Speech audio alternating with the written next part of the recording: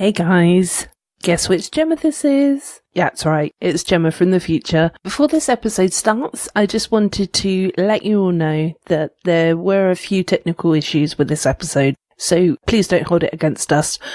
Basically, what happened is that we obviously recorded using Skype, and Skype sometimes has glitches, which unfortunately it did on this occasion as well.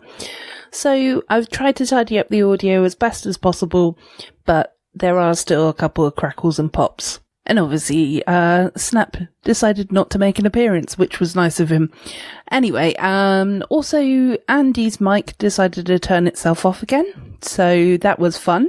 So for the last, say, 25 minutes, Andy's audio does change slightly. So, because obviously, luckily, I was recording as well. So, I'm sorry about this, and you probably don't even notice any difference, but I wanted to put this disclaimer out there just so that you could all hear that at least I tried. Okay, well, on with the show. Ladies and gentlemen, you are now listening to the Talking Codswallop podcast, live from Southwest England, home of murder, torture, and the bubonic plague. This is Jiggy, stand-up comedian from New York City. I hope you enjoyed this episode and all episodes of Talking Codswallop. Mahalo. Oh, brilliant. Amazing. Thank you. Thank you. I just like the fact that you focused on me, your bride. Yeah.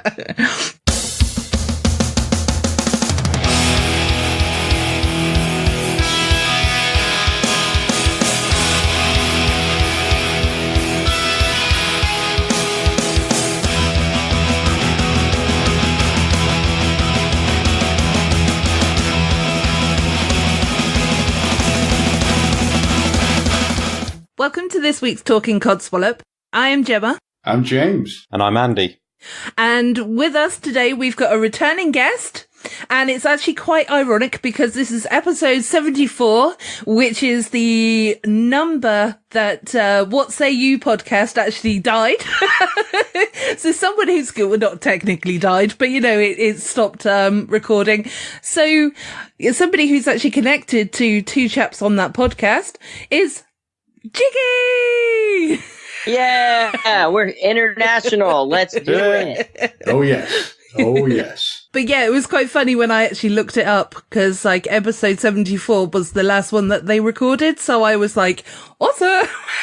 I guess that makes sense. It's the end of Nugget, the true end of Nugget for all the What Say You listeners out there. Yes, indeed. But now I'm back in the flesh here, live. Yes. Yes. You guys all live in the same place in the UK? No. We're all in different parts. Yeah. So he's our northern representative. Yes, that's Gemma true. is our southwestern representative, and I'm the southern representative. Southern? Yeah. Well, it's so funny. England is so small. You guys could probably just take a bicycle to each other's house and you'll still be there in 10 minutes. Pretty much, depending on traffic.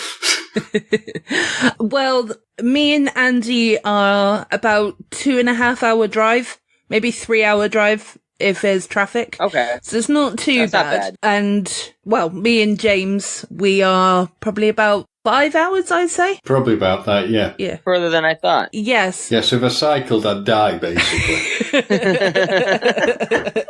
I definitely would because I can't ride a bike. So that's an interesting fact about me. Yeah, obviously you are a returning guest, Jiggy, so thank you ever so much for coming back on the show. Yeah. It was episode 22 was the last time that you recorded with me, and we're on now 70... What's I just said? 75? So 74. 75? 74? 4, 5. It's all good. Yeah. It's all good. So anyway. Close enough. Yeah. In this... With age, you lose your memory. So we're in the 70s now. So obviously, we've come so far. I've gained 2 men. So, I'll just do a quick introduction for you. So you've got Andy, who's on camera. And then you've got James, so you know them. Mystical James. James is like the Wizard of Oz. You can only hear his voice. Yes, I'm behind the curtain. Behind the curtain in northern England. Indeed. Yep. Very intimidating. And for once, it's not raining, so we're having lovely, wonderful sunny weather in the north. Yeah. So, yeah. So, of course, he's miserable because of that. Oh no, I'm so happy it's untrue. Scared because it's not wet, but happy. The midgets will descend soon, aren't they? Well, not in Scotland, thank God, or I'll be a goner. Jiggy, just to let you know, we can see your chin, but nothing above it. You can see my chin? I But can nothing see. above it. Really? Or was that just me? I can. Oh right, I can see him completely. Yeah. Can you? Yeah. Yeah. Oh, okay. Well, I've removed you. Now I can see Jiggy. Yes, I can't see Gem anymore. Don't take it personally, Gemma. Good. Yeah. Yeah. You were absolutely perfect anyway, Jiggy. It was just me. All I could see was basically from Jiggy's chin downwards. That's all I could see. That's usually how I photograph. I photograph best when you can only see my chin. What area were you focusing on then? His chin? Nice pecs. Right here. It was those guns and those pecs. Oh, I know, right? I've been working out. I do push-ups. I do a couple push-ups a day. I'm admiring my stretch marks. And when I run on my bingo wings, they flap around. Nice. We'll get you into shape. I'm not in shape either. I gotta start working out more. Hit the gym. Yeah. I'm definitely not in shape, so I need to just do it completely. I need to start just doing something, and then I'll get myself sorted. But there you go. You can't improve on perfection, can you? And I know I just flicked my hair. Yeah. So I was Yeah. Carol, but I didn't mean it like that. But it just happened to happen. Jiggy, how we usually start the show nowadays is in England, we've got a saying, because obviously, you know, the podcast is called Talking Codswallop. So there's a saying which is called What a Load of Codswallop, which basically it means it's kind of like our little section where we can have a little moan about certain things that might have annoyed us. So I didn't know, did you fancy taking part in that?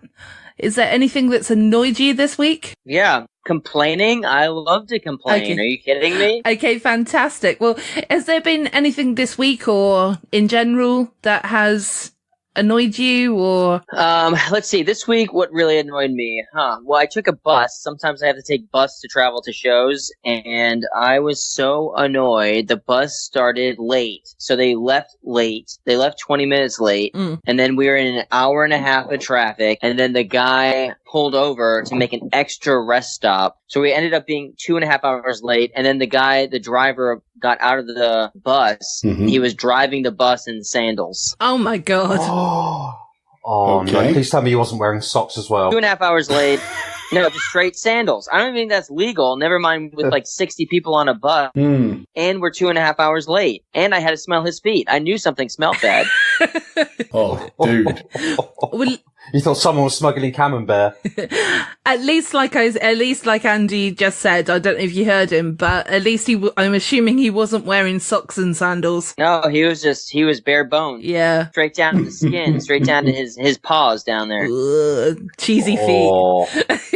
Not good. No. But who drives a bus in sandals? I've never even heard of that. I agree with you. I don't think that's a very safe move at all. I occasionally drive my own car with no other passengers in sandals, but that's different. I haven't got 60 other people's lives to think about. Do you know what I mean? No, I mean you can just take out the people around you, but nothing in your car. Yeah, exactly. Female driver. The only justifiable pair of sandals that you could drive in would be a good solid pair of Birkenstocks. Well, those are like not truly a sandal. That falls into another category. I think that's like a laced open toe, Velcro. Yeah. or it's like it's bound to your foot. Yeah.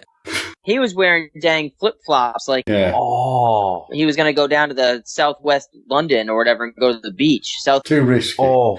That's one pothole away from having a flip-flop jammed under the accelerator. Yeah, definitely. Yeah, and then it turns into Speed too. Greyhound Yeah. bus. And who's the brave person who's putting his face in a flip-flop to unjam it? I know, and I was sitting towards the front of the bus, so I got the full whiff of everything. Not good. Oh. Beautiful. That was my Codswallop of the week. Yeah. Was it as a newbie to it? You did a very good job there That's a with that good one. Yeah, not good. Ooh, I'm going to sneeze. Come on. Am I going to see? Bless you. Bless you. Bless you. Thank Bless you. God. An international bless you from from 3 people. Wow. Yes. I feel blessed. Well, that's good. Do you know what, actually, that isn't my Codswallop this week, but actually that is a Codswallop of mine. It really annoys me when people sneeze and nobody random says, bless you. There's an old joke about that. You guys ever watch Dane Cook? Not personally. No. Dane Cook has a joke about that. He goes, I don't say bless you because I'm not the Lord. Or something like that. It's just like very funny. It's a funny bit. I'm not doing it, Jeff. Well, I think I do it because, like, have you ever seen Dogma by Kevin Smith? Yes. He's going around and he's shooting all of the movies people. And then there's that one girl that he was about to shoot because she didn't say, bless you. And so it's always like stuck in my mind. I'm like, I can't have an evil. Do you know where bless you comes from? No. Oh man, you're getting a straight education on this podcast. So bless you comes from Europe, your native lands. Yep. It comes from Europe during the bubonic plague. Okay. And when people would sneeze, they thought that they were sick with the plague. And so people would say bless you because they thought they were going to die soon. Oh, that is interesting. Yeah. That's very interesting. So it's kind of a morbid way. It continued into tradition, but people said bless you because they thought, you're with the dang plague. You're one of those plaguers. The more you know, eh? Thank you. Yeah. Bless your soul. Hope your life was good because you're about to be out. Yeah. Basically, you're fucked. How's your wife doing? Is she sneezing? Yeah, right? I hope so. Do you want to know another fun fact? Yes, please. The bubonic plague started in my hometown in Weymouth. That is something to be proud of. I know. It is pretty much the only thing the Southwest can be proud of. Yeah, pretty much. Basically, it's just hundreds and hundreds of years of filthy conditions and Yep. have led you to that where you are now. Yep. That's good to know. Is there a sign that says the home of the bubonic plague and it's like an ironclad rat diseased and Do you know what? on its back? It's sadly not, but I'm thinking that I'm gonna, get some artists to do that. I'm not arty enough to do that myself, but I think that would be good. Yeah. You're missing the big tourism market of people who are just bubonic plague seekers. yeah, exactly. Crowdfund it. It'd happen. Yeah, well, because we've got like a big smuggling background in the area as well. Smuggling and the plague? You guys are all hits over there. Rock and roll. You're really selling it, Gemma, aren't you? So some plague-ridden area that's full of people who are smuggling things. But also, the Southwest is also the home of the best cannonballs that could ever be produced when cannons were in fashion. Yep, indeed. Really? Cannonballs, smugglers, the plague. Oh my. Yeah. I clearly can't leave this town. The Dark Ages, what a time to be alive in the Southwest. It sounds like a lot of death down there. Not a lot of death. I mean, I can see why you wouldn't want to leave. Or is it just that you can't leave, Jem, because of that white cross painted on the door of your house? Yeah, that's why. Well, the thing is, it's also known as the Jurassic Coastline, isn't it? Around that way. Yeah. That's true. Jurassic Coastline? What do you guys have, dinosaurs and stuff? Yeah, exactly that. So it's basically because there is a lot of sea around where I live, there is like, things like dinosaur bones and like fossils and things like that. There's certain beaches you can go to and you can actually quite easily find them just laying on the ground. Wow. Only very small ones. However, we have in our back garden, we've got one of the big massive, is it an Ammonite? Ammonite, yeah. We've actually got one of those in our back garden. Cool. Because my dad used to work at a prison, so he was a prison officer. And in the wall of one of the, where they were digging or not digging, that sounds awful, trying to get out of prison. But yeah. Shawshank. Yeah. They were, but they were doing some work anyway. And they actually found it. And the prisoners had like a lot of respect for my dad. They actually dug it out and then they presented it to him, which was kind of nice. Excellent. Him a dinosaur bone? No, it was, it's a big, it's kind of fossilized dinosaur poo, isn't it? No, it's a sea creature. Yeah. Oh, It's a sea creature. What is it? It kind of looks like a massive snail shell. Oh, I like snails. Yeah. So it kind of has got that pattern to it, but it is actually prehistoric. Wow. So yeah, I mean, the prison, the plague, dinosaurs, cannonballs, hashtag Southwest London. Southwest England, yeah. Oh, Southwest England. Yeah. Big difference. Yeah. It's just a lot. It's really a lot to offer. I mean, I don't even know if I'd have enough time to see all the sites between the cannonballs and the prison and the plague statue that needs to be built. Yeah. And the Mary Rose. Oh, yeah. True. Don't forget the Mary Rose. Yeah. A rotting wooden ship that has to be kept sprayed in water to stop it from falling apart, and it's our greatest cultural heritage. It's just the way you describe it, a rotting ship. A rotted ship? Is there anything alive and thriving in this area? Or- Oh, fuck no. No. Just Gem. Not even the people. Yeah. We're all just heritage of this country now. It's all we've got left. But the other thing that I was going to say is we have got a CERN giant. Ooh, have you? Sun what? A CERN giant? A sun giant. No, CERN. CERNE. What's that? CERN? That's it, yeah. So I'm saying it with my accent, so that's probably why you can't understand, sorry. What's a CERN giant? Yeah. Right, okay. There's a village called CERN Abbas. Basically, it's on a massive field. There is an outline drawing of a naked man on the grass. Oh, one of the chalk. The chalk, yeah. That's the one. Yeah. And it used to be a thing where women who wanted to be pregnant would walk up to the field and sit on a certain area, and then they would, then they would find out that they have conceived. Jiggy looks terrified about this. Is that how you guys think babies work in Southwest England? Yeah. You get to sit on a sun goddess, and that's how it happens? It is, isn't it? I guess it might be. You have to ask the dinosaurs in the area. The stalks are too progressive for us, basically. See, I'm too lazy to find out. I can't be asked to walk up the hill, so. Fair enough. Well, a lot to see. Yeah, there is a lot to see. Yeah. So make sure when you're on tour, you take at least 2 days out in the Southwest. I will. Yeah, if I'm looking to really just dive into depression, I know where to go. Just say, you will be traumatized. Yeah. Yeah. And maybe a third day just to recover from all the excitement. Yeah. It's so true. You should live here. It's so exciting. But that's okay. You know, we all live in weird and wonderful places, I guess. So very true. Indeed. So whereabouts in New York do you live, Jiggy? I live in the East Village of Manhattan, so Ooh. yeah. So if you look at Manhattan on a map, I'm in the kind of like southern eastern side of Manhattan, Okay. and in the East Village. Yeah. So I love it. I love it here. It's a really nice neighborhood and a lot of activity, a lot of comedy stuff going on. So Yeah. I feel like I'm in the center of the comedy world here, which is a good place to be. Yeah, definitely. It's and it's all in pretty much in walking distance as well, I guess, from where you are. Yeah, I mean, not the whole city, but like, there's a good amount of stuff that's walking distance: comedy clubs, restaurants, bars. It's all kind of happening in this area. So Manhattan in general is pretty good when it comes to proximity of things. So yeah, it's a good place to be. Expensive though. Expensive. Yeah. This place is not cheap. I'm like, every time I get a price of something, I'm like, it seems about 10 times more than average, like in the rest of the world. I even come to England and like, even our exchange rate is not good, but it's still cheaper than New York. Yeah, I can imagine. Because, well, I have been over to New York. Well, as you know, I've been to America a couple of times.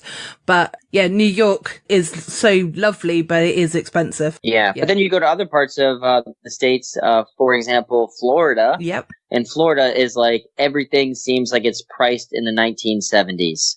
It's like so cheap. But that's why living in New York is a good thing, I guess, because everything seems like it's a discount. I have a friend who has a great joke about that. He went to New Orleans to go get, and he went to a bar to get a margarita, and he's like, it's going to be $3 for the margarita. And he's like, I'll have all the margaritas. That's what it feels like. Yeah, definitely. when you're used to paying $20 for it. So Yeah. It is, yeah, definitely when you get to places. It's like when we go to London, everything is always more expensive in London, no matter where you live. Obviously, if you live in London, it's the norm. But yeah, anywhere else, I think it's like almost double, isn't it, the price? You had price shock when you saw Ralph Garman. Oh, yes, I did. Basically, I brought a cocktail, which came in a bottle like this. Excuse me. So. Oh, that's just fun. Isn't it? What is that? Does it have a cork? Yep. So. Pop that cork. Ta-da! Whoa, nice. But basically what happened is that my drink was made in this. Okay. So the straws came out of this area here. So you stole that? Yeah. Like that. That is so Southwest London, or England of England, you. yeah. London isn't our, get London out of your head. I've heard, I think it's caught in my mind because I've heard people say Southwest London, but I don't think I've heard anyone ever say Southwest England.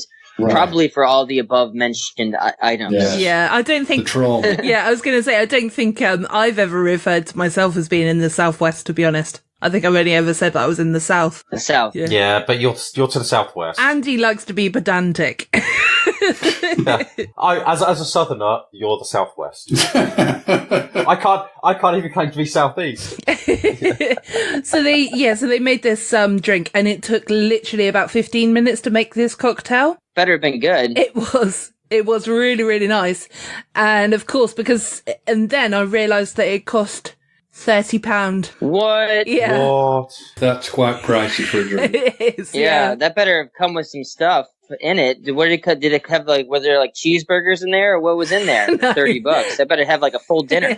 Yeah, it came with a full dinner, and no, it didn't, unfortunately. How many sips was that then? Huh? How many sips was that? It is quite big, so it is, there was quite a lot in there, but it was also the Hilton.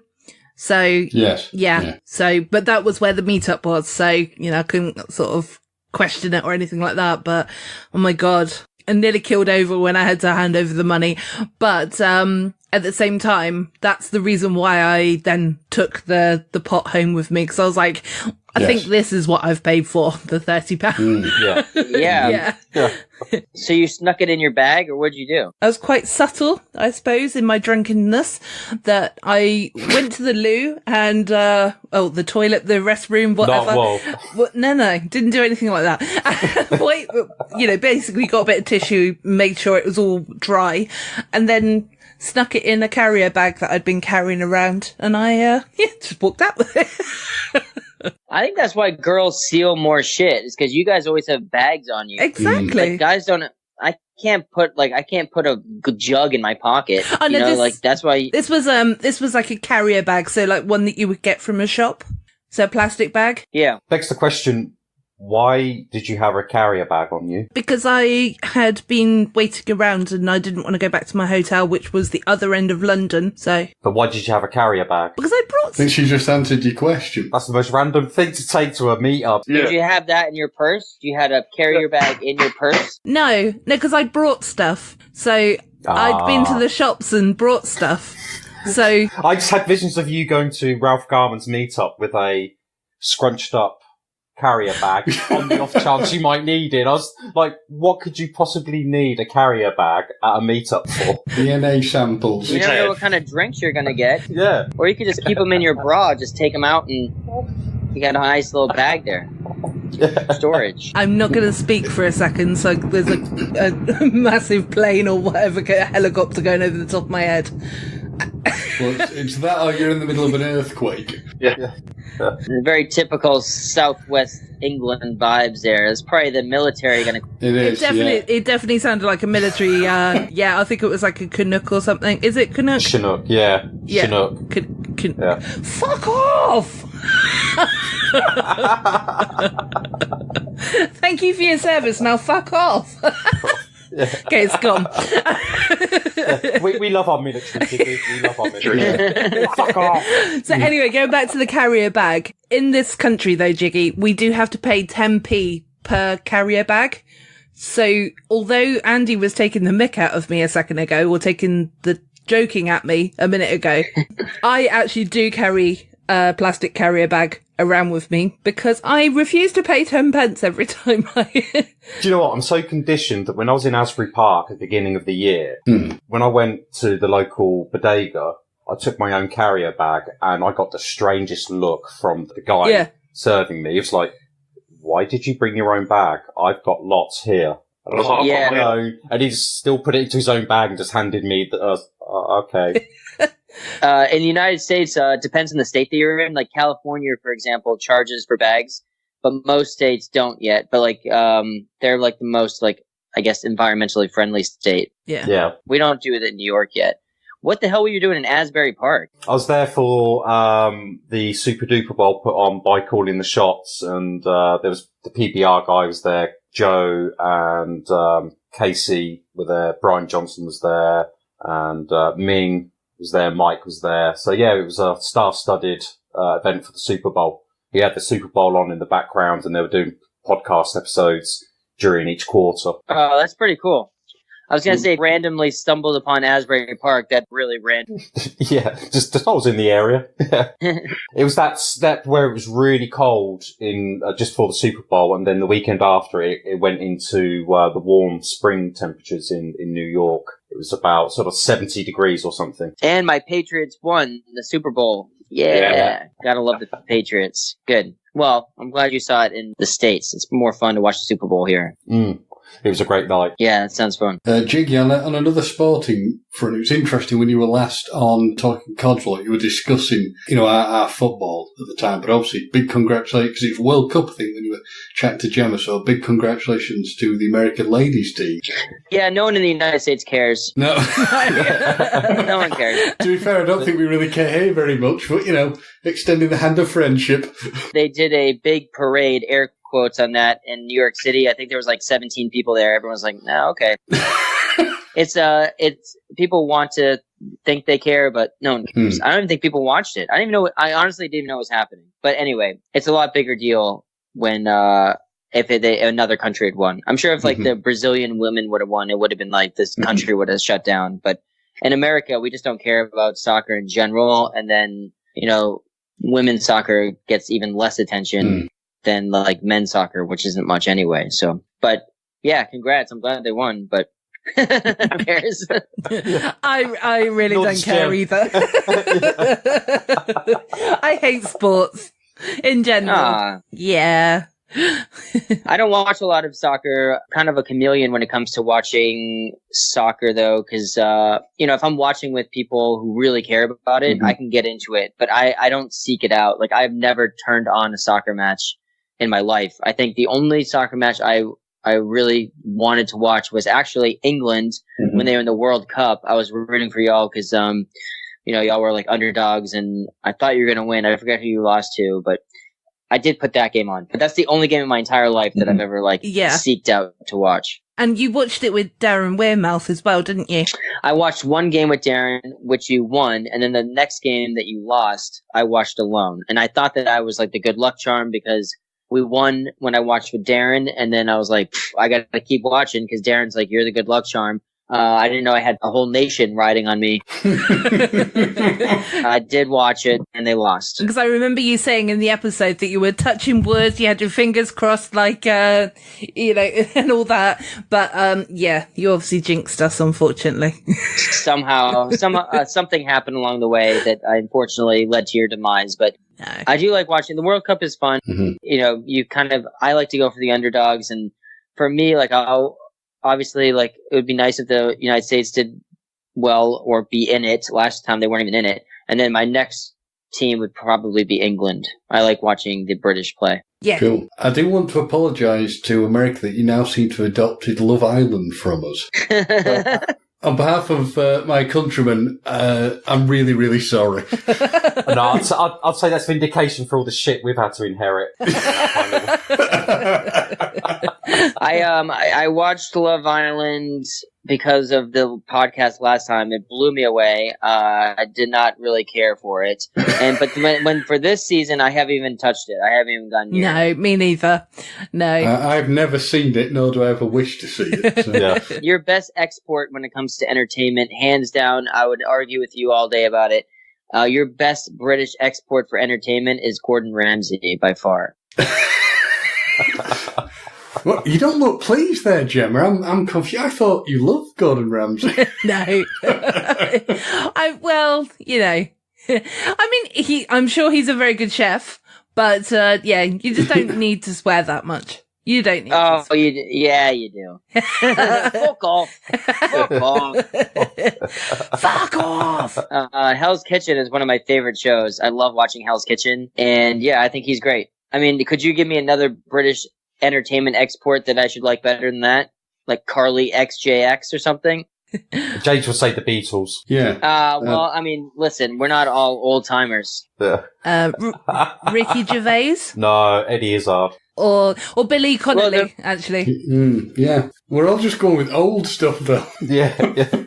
You're going with popular British acts, but if I named any three of those to Ricky Gervais, maybe people would know about, but most Americans have no idea about Eddie Izzard, or have no idea, couldn't name you one joke of Ricky Gervais, and I don't even know the third guy you mentioned. Oh, Billy Connolly is a Scottish comedian. He's very funny. Wait, it doesn't translate for a lot of the Americans. So I'm saying overall British entertainment that crosses over, that people can quote. Gordon Ramsay has the best. Even Mary Berry, one of my favorites. Most people don't even know her. Yeah. Yep. Yeah, it's a sad fact. Oh, who is the other guy? Who is like the guy who was like the pop artist from like the late '90s? The guy, he's on a residency in Vegas, and I get an email every damn day about it. Elton? Robin? Oh no, Robbie Williams. Robbie Williams. Yeah. Oh, fuck him. Sorry. Yeah. He could be a distant relative of mine, James. Fuck him. Compared to Gordon Ramsay, you got Robbie Williams. Gordon Ramsay. Okay. What about Jamie Oliver? He's a bit of a twat over here, but because he tries to change school dinners. Hey, Andy, America's the only place that's still got his restaurants. Yeah. Jamie Oliver? Yeah. Because he went down really badly, didn't he? Gordon Ramsay's restaurants are good, though, right? I've never eaten that in one, to be honest. Because I think he has the Gordon Ramsay pub restaurants, and then he has like his fancy restaurants in London, but they're probably a little pricey. I'm sure. Yeah, that's the only problem. Like, it would be a massive, like, treat night kind of thing. You know, like, it would be a special occasion if I was to go to it, because I imagine that the cost would be quite a lot, so. Yeah. And you'd need to know you want to go to it about 5 years before you want to go as well, because they typically have long waiting lists, don't they? Yeah. I've never been to them, but my father has, and his stuff's good. That's when my dad's been in London for work, but yeah, good restaurant. Yeah, I bet. I would go. I would definitely go to a Gordon Ramsay restaurant. I would not go to a Robbie Williams restaurant. Not even for the karaoke. Yeah, but to be fair, it could be an improvement over his singing. While you're on the subject of talking about food and things like that, did you want to talk about your Cooking with Jiggy? Yeah, it's a live event. I have a monthly residency here in New York City doing these events, and also do them on the road in the United States. Yeah. It's a pretty unique event. So I cook 3 courses with the help of the attendees at the event. We usually cook something different every time. And at the end of the dinner, I do a full stand-up show that's a private stand-up show. And we have like wine and beer pairings depending on what the meal is. And it's a full interactive dinner comedy type event that's, I think, pretty unique for the comedy world. So I don't know any other comedians doing that sort of thing in live events. Nice. It does seem quite unique. Yeah, it's a lot of fun. I mean, it combines for me 2 things that I really love to do, which is cooking and comedy. And they're also very visceral, just things that people, need in their life. Everyone needs to eat. Everyone needs to laugh, in my opinion. So Yes. the event kind of combines the two in a way that makes it fun and different, Yeah, which is really good. And because I had a quick look on your website, it's jiggycomedy.com, isn't it? Yes. I had a quick look on there to sort of before we started recording, and it's sort of catering up to about 20 to 25 people. Is that correct? Yeah, I think the events served are best served for about that amount. I've done them for more, and I've done them for slightly less, but I've done them for about 10 to 15 people, which is the less people, the more interactive it is on the cooking side. Yeah. But the more people, the better for the comedy show side. Yeah. Having a balance of the two. So, but I've had great private little shows for 15 people, and I've had I've done cooking events for up to 60 people. So it really just depends on the size of the venue and how much time we have to prep and what people are willing to do to help out with the cooking part. But they're always fun. They're always a little bit different. And, but the size kind of fluctuates with that too. And how do you prepare the dishes? I mean, how do you choose them? Do you base it on how the show's going to be attended or on the local area? What I look at mostly is the time of year. And then second, I look at how many people are coming. So, summertime, I'm not going to do something I'm not going to do like a French onion soup when it's like 500 degrees out. So, you have to look at like the time of year and try to use ingredients that are fresh, and also the fresher the ingredients, actually save money too by buying locally and fresh. So I try to look at the time of year as primarily, and then also how many people we have coming to make something that, is doable to prepare for everyone. But I just did one in Boston that was a barbecue. So, everything was cooked outside, but we've done everything from prime rib to barbecue to fish, using the grill, baking, pasta, Italian, American, all different types of cuisine. Is there something Sorry, go on, Andy. Is there something you've always wanted to do, but just haven't been able to, either because you don't have the equipment, or you just don't want to do it live? That's a good question. I mean, honestly, I kind of felt that way about doing a big prime rib, because it's so risky. I've never roasted a prime rib for 20 people before, and it was very intimidating because if you fuck that up, like the whole dinner is screwed up. You know what I mean? Like you can't like, if you overcook the prime rib, there's nothing else that can come behind it. Whereas like if you burn one burger on the grill, like, you just make another one. It's not a big deal. But doing one like big entree that's cooked one way is risky. So I just did that like 2 months ago, and it came out great, thank God. So that was one thing that I wanted to do, was put all my eggs in one basket for an entree and roast something off, and it came out great. Oh, it's brilliant. Excellent. And, when people are obviously booking, because they have to sort of book before, when you're in the area, sort of they have to book, it's not just a turn up and you're always going to be in a location or whatever. But do you ask people to like pre-order? Pre-order a dish, or pre-order like meals and stuff? Or is it you just literally you have an idea of what the menu is going to be, and then you go for it that way? I keep the menu kind of secretive, because what I found is that the more information I give on what the menu is, the more opinions come into it. So, I don't think people come to my cooking events for like this Michelin star dining experience. I mean, I think you come to them because you want to have fun, and it's a dinner party type atmosphere. So, just in the same way, if you go to a friend's house and they invite you for dinner, you're not like, can you submit me a menu? It's like you go over and you enjoy what it is. The only thing that I do is I do put in like the tickets that if you have like a dietary restriction, like just email me and give me a heads up. And you'd be surprised how many people wait until like 15 minutes before dinner to be like, oh yeah, I'm vegetarian. And I'll be like, oh yeah, well, it doesn't matter now. Yeah. Here's some steak. Yeah. Eat around it. Yeah. I've got a gluten intolerance. Oh well, this pizza's not going to go down well. A vegan gluten intolerant. Someone emailed me recently, and they're like, I just wanted to let you know that I'm not eating carbs. And I was just like, what the hell does that mean? Everything has carbs in it. What am I supposed to do? Not feed you like lettuce? Everything has a carb in it. Even if I cooked all vegetables, there's carbs in vegetables. I laughed out loud at that one.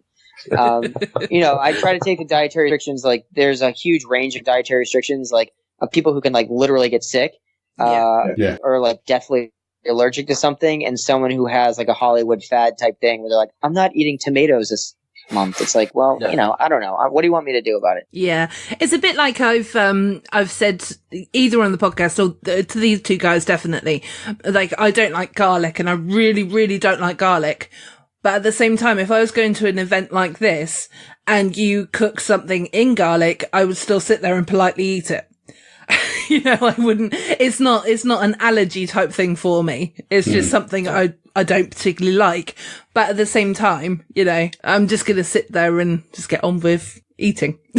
Yeah. I guess I think most people are cool about it. Like, I only get like a few like only like 5% of people give me any type of like restriction to begin with. And I honestly try to like do the best job possible to have options available for everyone. But in this day and age, like it seems like everyone has some type of like dietary restriction. And if for 20 people, I would have to cook 20 different things based on like Jim doesn't eat gluten and Mike doesn't eat fish and this guy doesn't eat this. It's like, you know, at some point you just have to like go with what you're making and just feel good about it. And if they can't eat part of it, then they can't eat part of it. So what? Yeah. And I guess that's it. You've got to make it clear to everyone, look, I'm doing this for the majority. Yeah. Right. Yeah. I mean, for example, like this kid was actually cool about it, but he was like, I'm on a keto diet, so I can't have bread. And I was like, what the, you know, I was doing a chicken parm for one dinner and he's like, I can't have the breading on the chicken parm. And like, I just made everything. So I was like, well, I can pick it off. And he's like, all right, pick it off. So I like had to pick off breading of a chicken breast. It's like, you know, it's just part of the business, I guess. He probably could have just done that himself as well, though, couldn't he?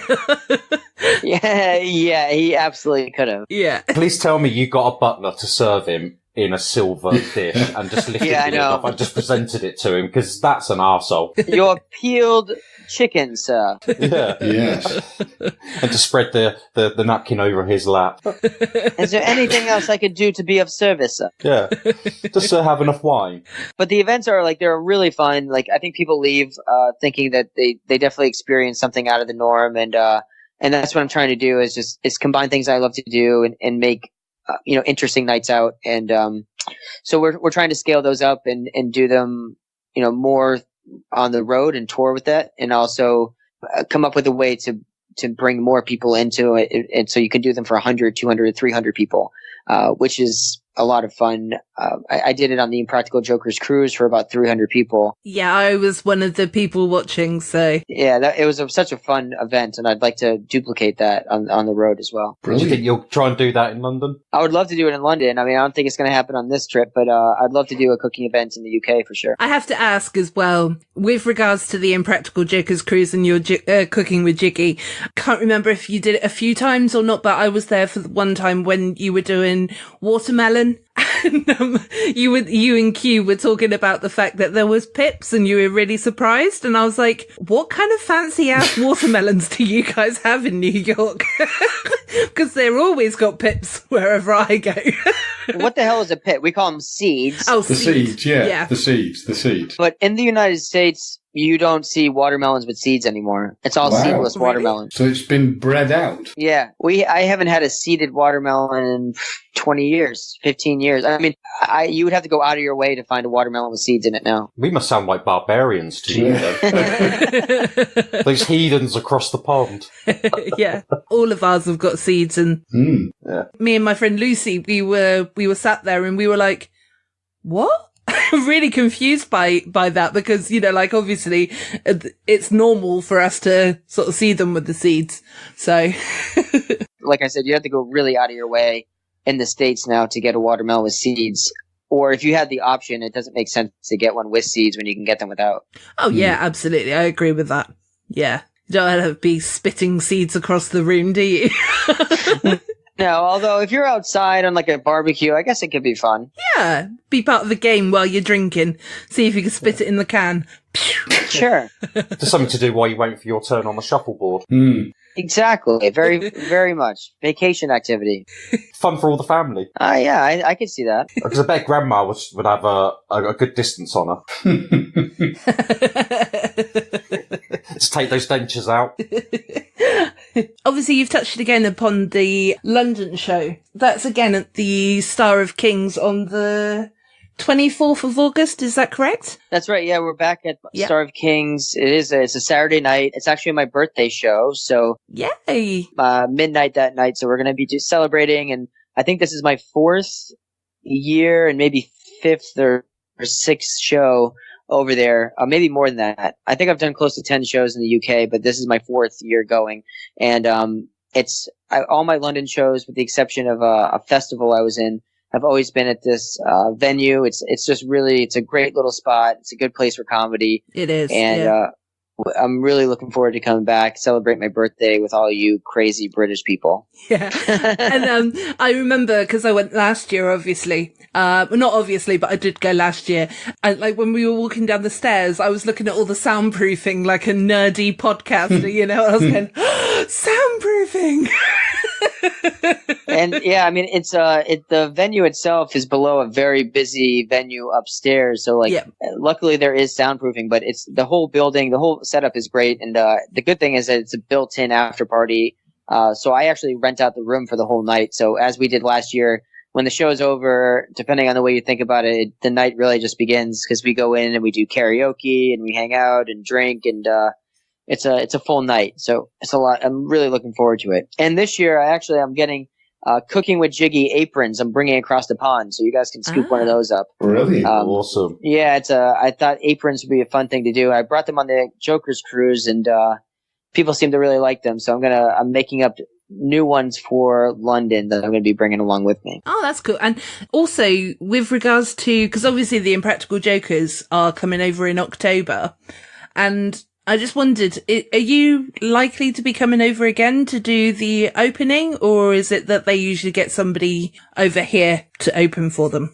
I don't know how public it is, but they do have an opener. If it's going to be the same opener that they had last year or 2 years ago when they toured there. So it's I'm not going to be on the tour for October, unfortunately, but last year I did do a book tour with James for his book release, and I'm not sure if he's released any information on doing that again, but I don't know anything either. But hopefully, I can come back again before the year's out for sure. Yeah, that would be good. Because the reason I mentioned that is because actually Bournemouth is one of the venues. So that is a couple of towns away from where I live. So you could come to my crazy little world. Turning it all back round again. No, I don't think I'm going to be on the UK run this time, but I hopefully, knock on wood, will be on the Jokers cruise in February, and I'm touring with them in the United States in August, and then pending on some other dates throughout the rest of the year. So definitely more Joker stuff to come. And I also shot a special with Joe Gatto, based on a book I wrote when I was 7 years old called The Mystery of the Man. And so that's going to be coming out hopefully before the end of the year. And we shot everything in New York, and we're going through the editing process now. Excellent. And now, how'll that be released? How will it be released? Yeah. We're still working on that. We have a couple of different options in play, and we're kind of we're playing with a couple different things. But as soon as we know, we're gonna let everyone know how to get it. But it's either gonna be direct through our social media or maybe on some type of like streaming type service, but we don't really know yet. Awesome. Yeah, because as a consumer of content, it is frustrating with the licensing and commercial side. Yeah. I was saying, when I was with Mike Polano and Mike Sapsik, I was saying that I lived in Germany for 4 years and I really wanted to watch Tusk, but I could only get it streamed to me in German. There was no possible way for me to get it in English, and it was just because of the distribution, licensing. It's the licensing and distribution is like a whole crazy world, and I don't really. I usually try to stick to the jokes.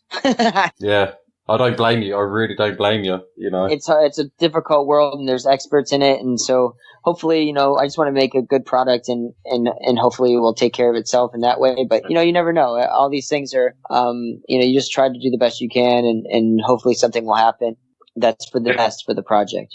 Yeah. And if we can't get it legally over here, you'll have to give everyone your PayPal address so we can slip you some $1. Yeah. There you go.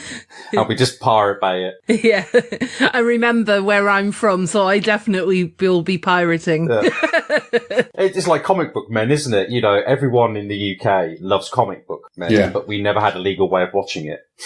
No, we have now. It's on Amazon Prime. We have now. Yeah. Yeah, but it took a long time. Yeah. It took 7 years, and they finished filming, so, they're not making any more. So, and then we get it. Yeah. Yeah, definitely. Just sort of going back to your sort of stand-up, Jiggy. With regards to touring with the Impractical Jokers, there's sort of two questions in one here, but it's touring with the Impractical Jokers compared to your own, would you call it a set? Comedy set? Yeah, comedy. Oh, yeah, or my own shows, you mean? Like when I do my own shows? Yeah. Do you find that you sometimes have to alter it slightly for the crowd? Because obviously with the Impractical Jokers crowd, there is a lot of younger people there. Well, that's like, they shouldn't be there. No, yeah. Shows are billed to be, I think they're 16 or 18 plus. But that said, there's only like it's a small fraction that you'll get like an 8-year-old or a 10-year-old at the show. That said, my job as a support act in general, and especially working with them, I've been doing it for 6 years now. Yeah. I take that seriously. I have a specific role in the show, and basically, I'm there to make sure that I can tee it up for them so they can be successful, and kind of bite the bullet of when people are like settling into their seats, and anything that people get from me that if they become a fan or they really like what I do is a complete bonus, but I'm there to serve a purpose. It's to get people ready to see them, to get people laughing, having fun. And, over those years, I've really learned how to do it successfully. And it is different than my own shows. Like when people come to see me, they're coming to see me. And so I get to be a little bit more playful and take more risks, and they already know my comedy. But when I open for them, people might not necessarily know me. And plus, I'm not the star of the show, and I know my place in the show. So I never try to make it all about me. I want to make sure that the audience knows that I know my role in the show. And that's very important to be successful opening in comedy is knowing your role in the show. And I think once people know that, they're willing to roll with you. And listen to what you have to say, and hopefully become a fan of me too. Yeah. Because as a performer, it must be quite difficult for, because anyone would struggle where you've got people going to their seats, they're talking amongst themselves, they're not paying attention to you, and you just have to let that roll over you. Whereas in your normal sets, if you were doing the comedy circuits, you might be more inclined to bite and, take them to task for being disruptive. But, in that environment, you can't. I will say I can't even count how many shows I've done with the Jokers, but a lot. And I've never had a rude audience. And I mean that. So, I don't have to worry about people talking through my set or, like, people being loud. Or the good thing about comedy shows is very different than music, for example, is when the show starts at a comedy show, the lights go down, people get excited, and they listen to everything I have to say. You might still have, 5 or 10% of the crowd who files in as I'm on stage, but everyone is listening, and I'm very lucky with that. I have friends who open for big artists in music, and it's not the same respect. Talking about or walking around or drinking, or there's no engagement. You're basically background music for people waiting to see their band. So, but in comedy, the show is a show, and if you're funny, you're funny. And I'm lucky that I don't have to deal with people not paying attention. That's never been a problem on the Jokers tour. It's more about just knowing that people aren't there to see me, and you have to know that. So, they're there, they paid big money to see someone other than me. And just acknowledging that helps the show. It helps my role be as good as it can be, if that makes sense. Yeah. And also, having seen you, on the Impractical Jokers cruise, you're quite a bouncy, bubbly character as well. So I can't imagine that anyone wouldn't want to sit there and watch you, because you're very, you're very sort of you're bouncy, happy way, you're, sort of out there, I honestly, I try to have a good time on the things I try to do in my stand-up act is, I try to be as present as I possibly can. So acknowledging the things that are happening around me, which I think is important in comedy. And I do try to I try to tell stories that are fun and come from a good place. I think there's enough dark things that are happening in the world that hopefully if you're at a show of mine or any comedy show, in my opinion, that you should leave feeling better than you came in. So I really take that to heart, and I want people to have a good time and be playful and have a good time with me when I'm on stage. With regards to venues, do you prefer the bigger audience, or do you prefer the sort of comedy clubs which are a little bit more intimate, or have you got no preference whatsoever? Well, the honest answer is the bigger the venue, it's it feels good for your ego. You know what I mean? It feels better. Yeah. But in my honest opinion, it doesn't mean that the show is overall better. So I don't know if that makes sense, but if you do the O2 Arena, for example, you take pictures there and it feels like you really did something, and of course you did. But joke for joke, you might do a show with 200 people that might be a better show. So to me, comedy is sometimes the condition of the room, and I've had hot rooms of 200 or 300 people or less, that I was man, this is some of the most fun I've ever had on stage. And I've performed in front of 5 to 10, 15,000 where I don't even know if I'm doing well because you can't even hear the crowd reaction because they're so far away. So yeah, And there's that delay as well, isn't there, with the laughter that obviously comes forward. Yeah, there's definitely a delay. And like, you know, I think when people are 200 meters away from you, like their engagement is different than if they're 10 feet away. So, you know, I appreciate doing big shows and working with the Jokers. And like, that's like an unbelievable feeling and experience. But I also value doing small, intimate shows with a really passionate crowd for me, particularly, you know, and so to me, I think they both have value, and I've been lucky. Like most people don't get to be on the stages that I get to be on. So that's like a blessing in itself. And I really appreciate every opportunity I have with that. And then when I come and I do smaller shows, like the London show is not a big show, but it's one of my favorite shows to do of the year, you know, because the engagement and the passion of the audience is very high. And that makes the show, I think, a lot of fun. Yeah, definitely.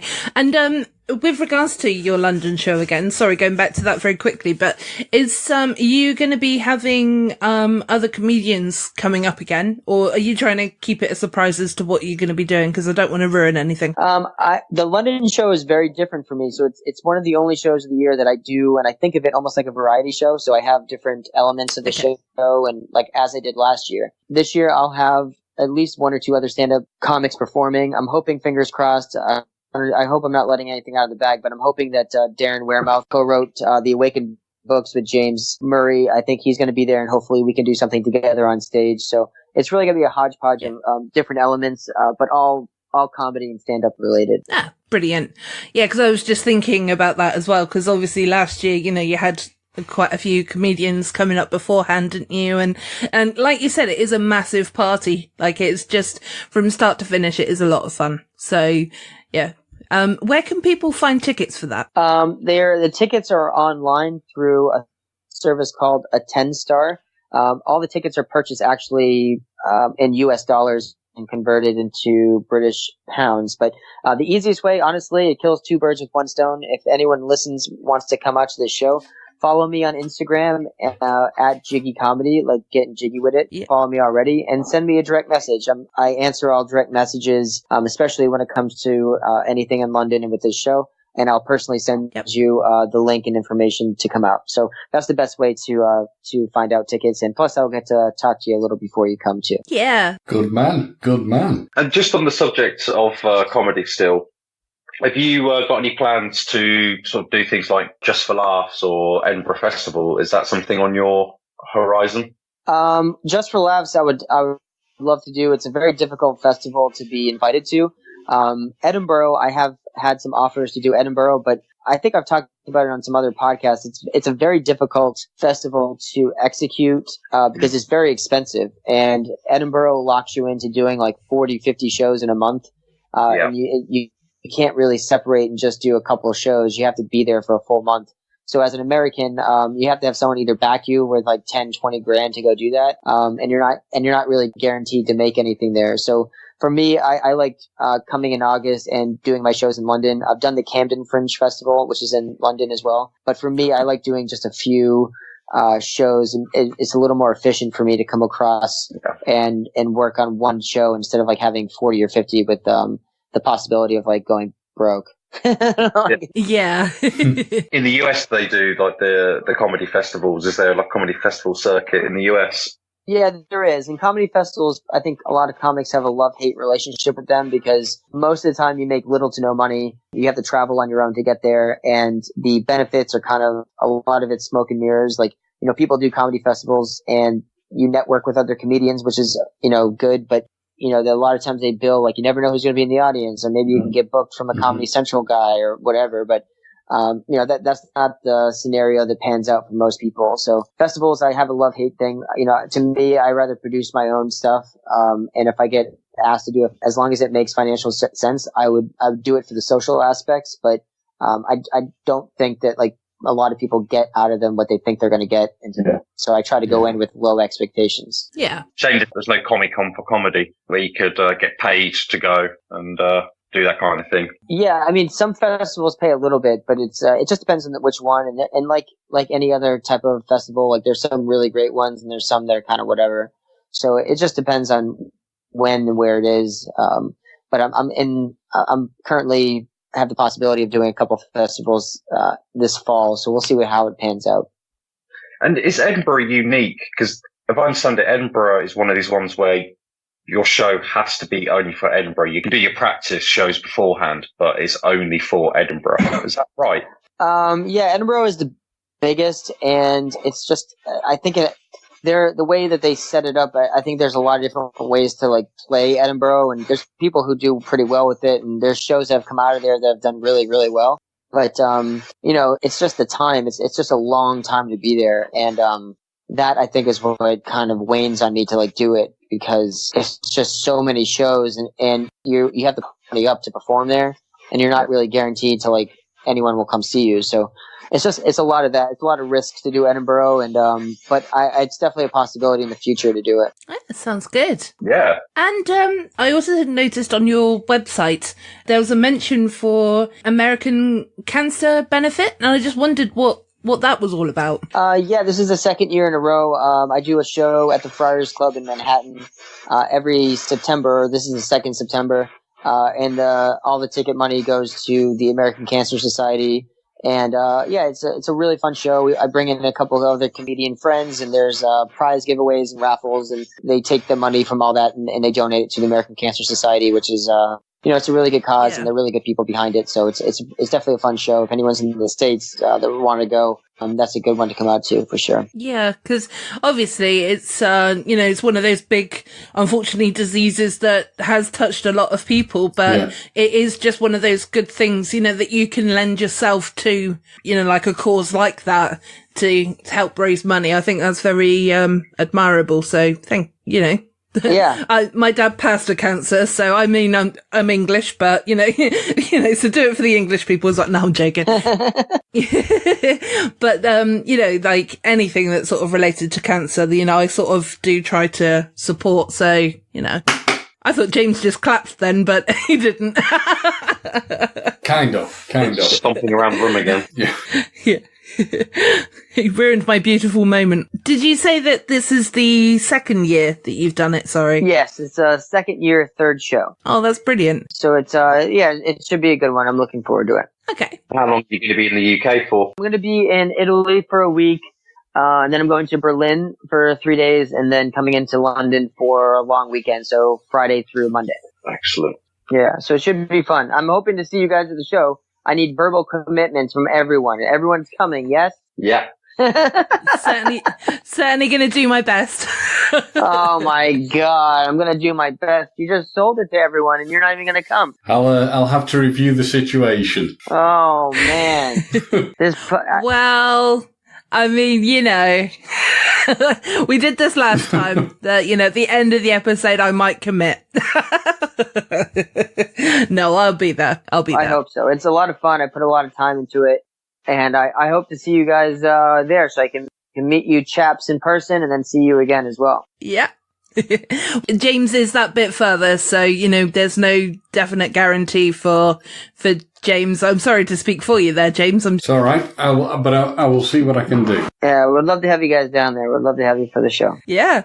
Well, we'd love to meet each other as well. So, You guys have never met each other? Nope. Well, no. Not all three. We've not met not all three of us, no. Hey. All right. Well, it sounds like we're going to have a rendezvous August 24th in London. Sounds like a plan. Well, we will, on a serious note though, we'll do everything we can to get there. That'd be great.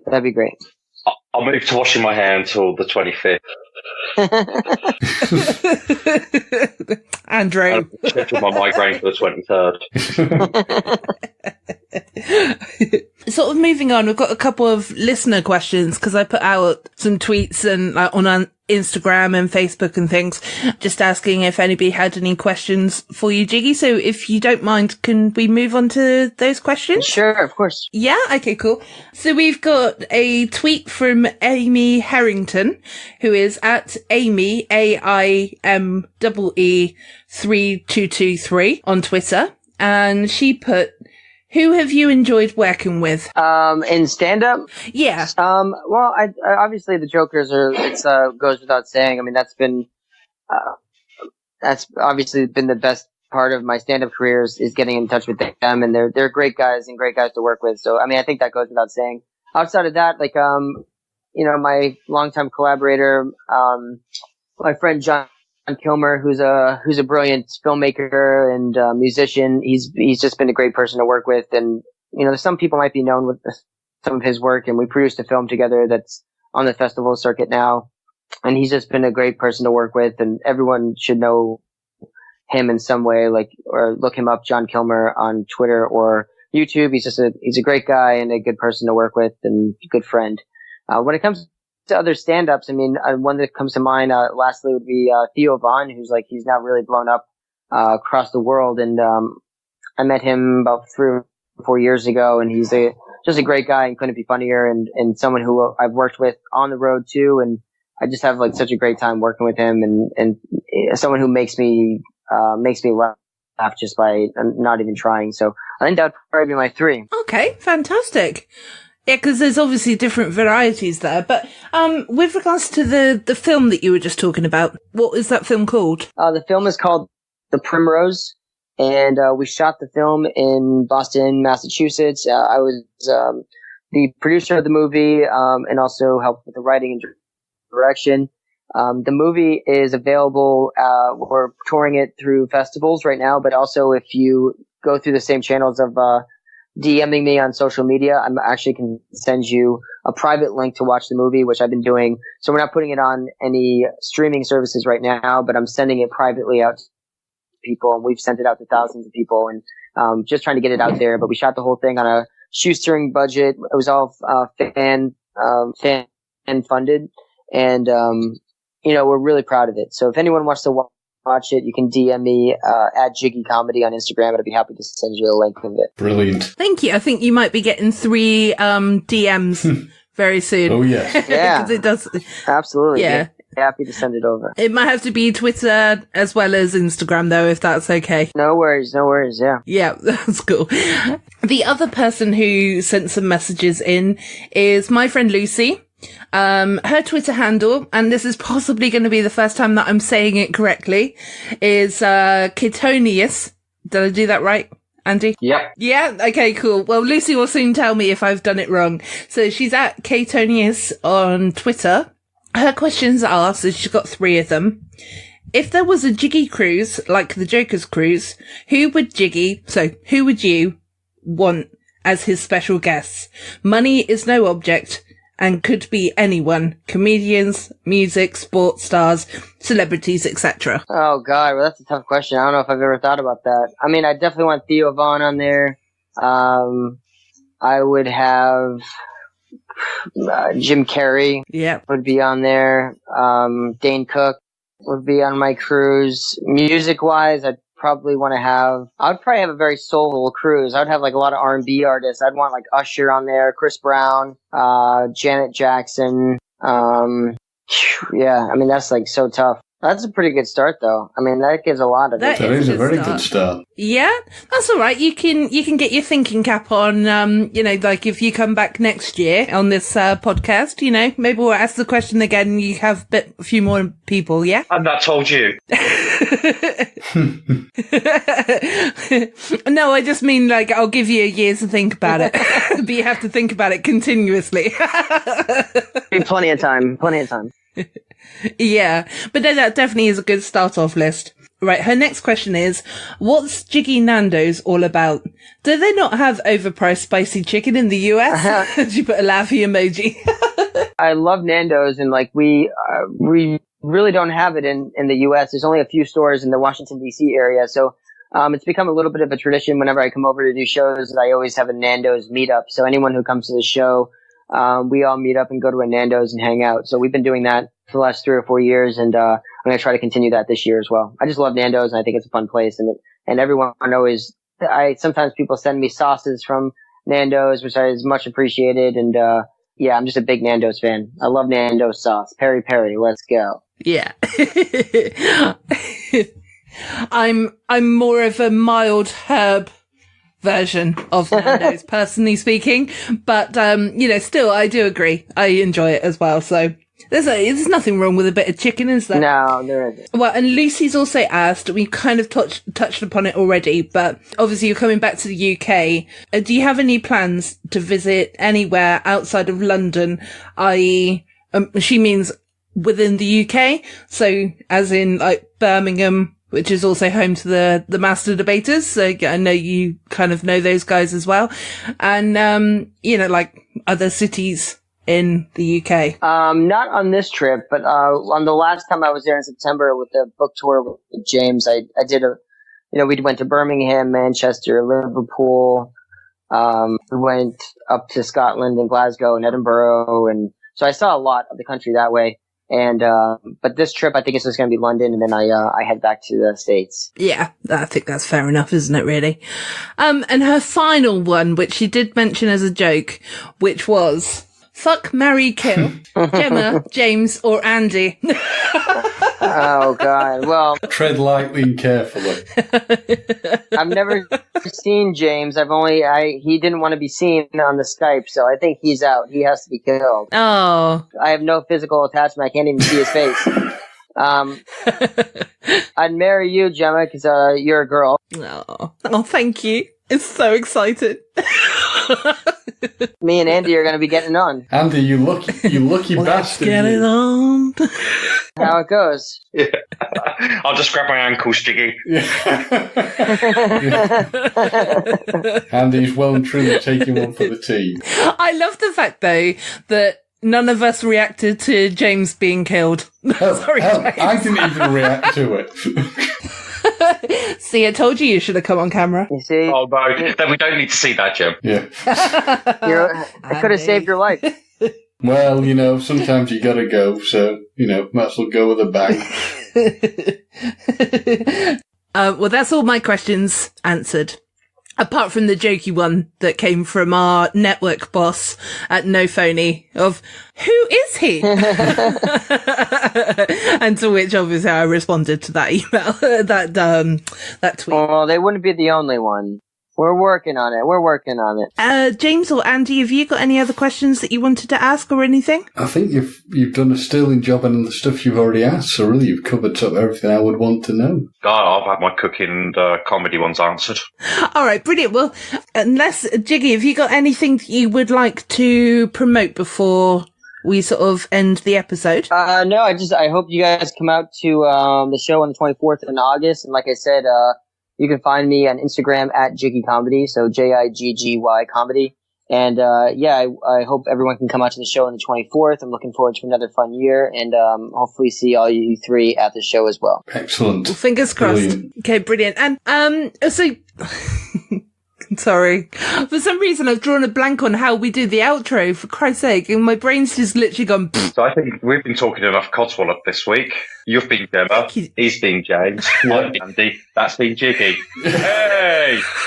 All right, I'll leave that in. Thank you very much for doing that, Andy, because I did draw a blank for a second there. I don't know what happened. It's not like I don't do it every week. Ladies and gentlemen, you are now listening to the Talking Codswallop podcast live from Southwest England, home of murder, torture, and the bubonic plague. This is Jiggy, stand-up comedian from New York City. I hope you enjoyed this episode and all episodes of Talking Codswallop. Mahalo. Oh, Brilliant. amazing. Thank you. Thank you. I just like the fact that you focused on me, your bride. Yeah.